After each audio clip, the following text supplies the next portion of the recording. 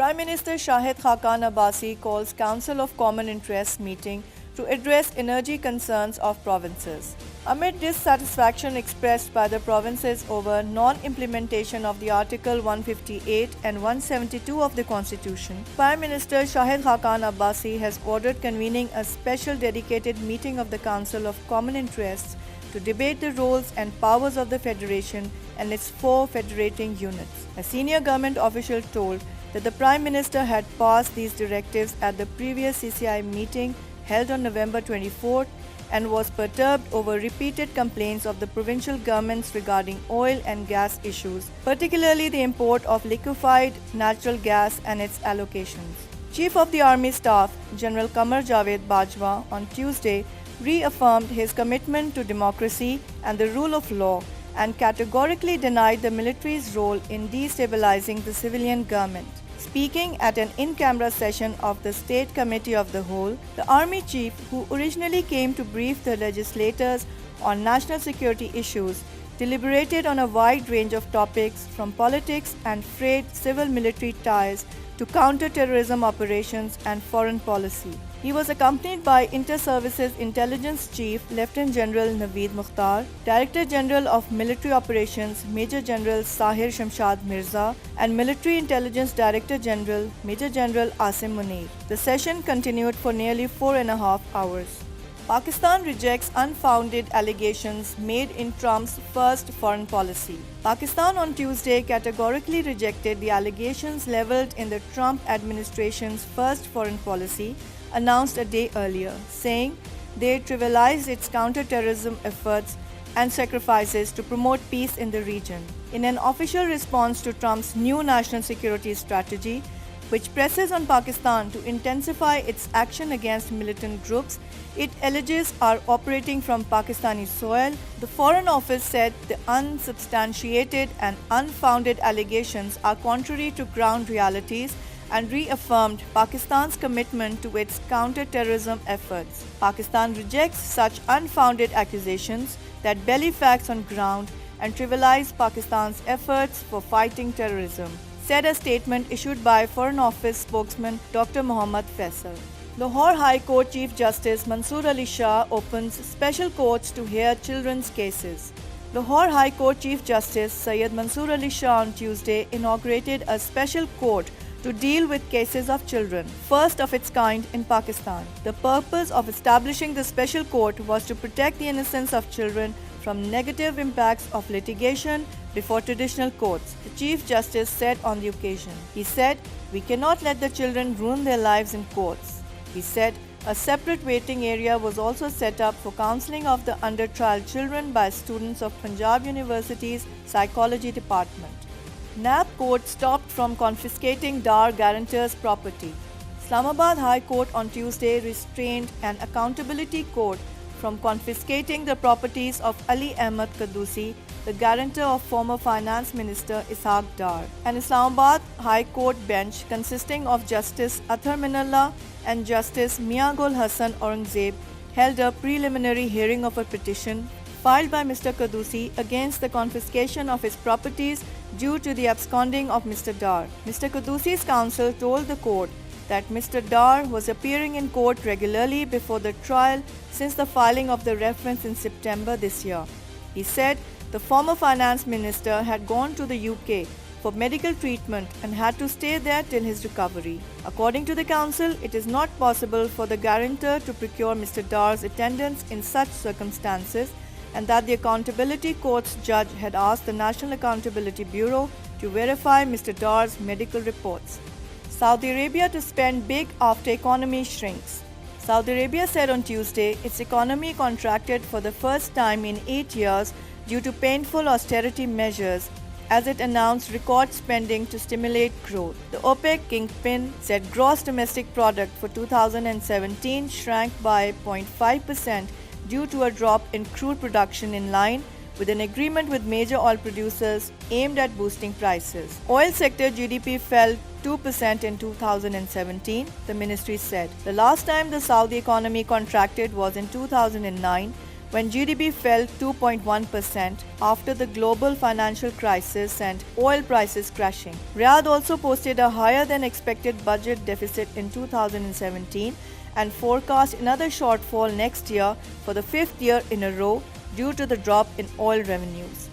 China and Russia slam US imperialist and Cold War mentality. China and Russia on Tuesday decried President Donald Trump's first national security strategy, which polarized both nations as challengers to US power as a Cold War mentality with an imperialist character. The two global powerhouses hit back hours after the Trump administration unveiled its approach to the world with biting language, framing Beijing and Moscow as global competitors. We urge the United States to stop intentionally distorting China's strategic intentions and to abandon outdated notions such as the Cold War mentality and zero-sum game. Otherwise, it will only harm itself or others, Chinese Foreign Ministry spokeswoman said. Moscow issued its own denunciation moments later. German government admits failing in run-up to market attack.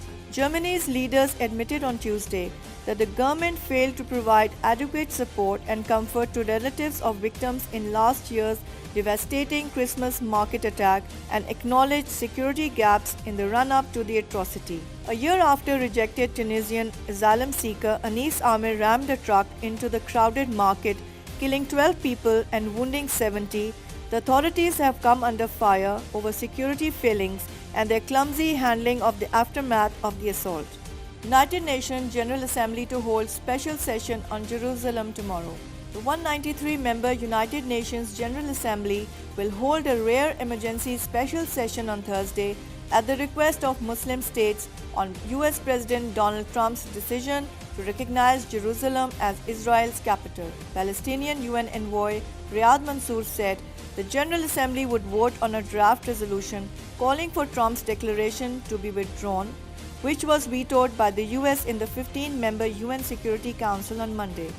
The remaining 14 Security Council members vetoed in favor of the Egyptian drafted resolution, which did not specifically mention the United States or Trump, but which expressed deep regret at recent decisions concerning the status of Jerusalem. Mansour said on Monday he hoped there would be overwhelming support in the General Assembly for the resolution.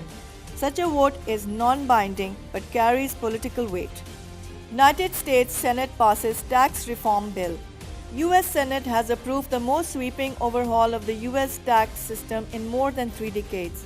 The House of Representatives earlier approved the bill comfortably. Republicans have majorities in both houses of Congress. For final approval, the legislation must go back to the House on Wednesday for a procedural issue. Vice President Mike Pence presided over the vote and announced the result. On this vote, the ayes were 51 and the nays are 48. The Tax Cuts and Jobs Act is passed. Iraqi Kurdistan protests turned deadly. 5 people were killed and dozens wounded in Iraqi Kurdistan on Tuesday as security forces opened fire during clashes with protesters amid growing anger over a failed push for independence. Demonstrators in the autonomous Kurdish area in the north of the country torched the offices of a mayor and political parties as protests broke out for a second day over the disastrous fallout from a September referendum. Saudis intercept Yemen rebel missile targeting royal palace. The Saudi-led coalition fighting Yemen's Houthi rebels said it intercepted a missile fired over southern Riyadh on Tuesday, while the Yemeni rebels said they targeted the royal palace in the kingdom's capital. The announcement by the coalition was carried as residents of the kingdom posted videos on social media showing a small cloud of smoke in the sky. The report said no damage was caused by the intercepted missile. In Yemen, Mohammed Abdul Salam, the spokesman for the rebels, said they fired a ballistic missile targeting the Yamana palace. He tweeted that a ballistic Volcano H-2 missile was used in the attack. Gale fails to fire as Kiwis cruise to 5-wicket victory. New Zealand cruised to a 5-wicket win over the West Indies in the first day international on Wednesday. The tourists reached 249 for 9 after losing the toss and being sent in to bat, a target the Black Caps overhauled with 4 overs remaining. Opening batsmen George Walker and Colin Munro laid the foundation for the hosts' chase with a 108-run partnership. New Zealand pacer Doug Bracewell was named man of the match after taking 4 for 55 with the ball, while spinner Todd Astle took 3 for 33 on debut. Weather. Mainly cold and dry weather is expected in most parts of the country. However, light rain with snowfall over the hills is expected at a few places in Malakand Division and Gilgit-Baltistan.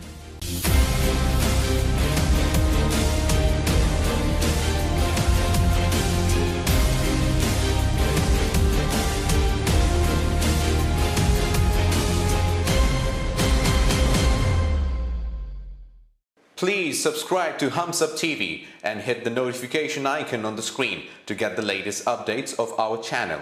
Thank you for watching Hums Up TV.